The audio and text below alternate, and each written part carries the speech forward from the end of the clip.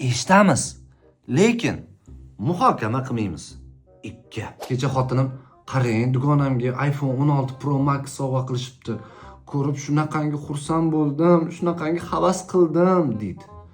Keyin men ham shartda borib iPhone 16 Pro Max olib sovg'a qildim dugonasiga.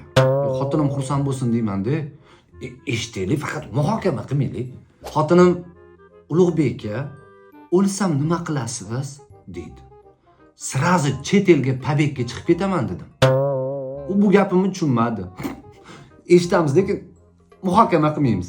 O'g'limga, o'g'lim, odamzod yotgan joyiga tutush qilib qo'yishi bu normal holat. Desam, o'g'lim, ada sizni yoshingizda emas-da, deydi. Вот именно shuni muhokama qilmaylik, maylimi? Shuni muhokama qilmaylik.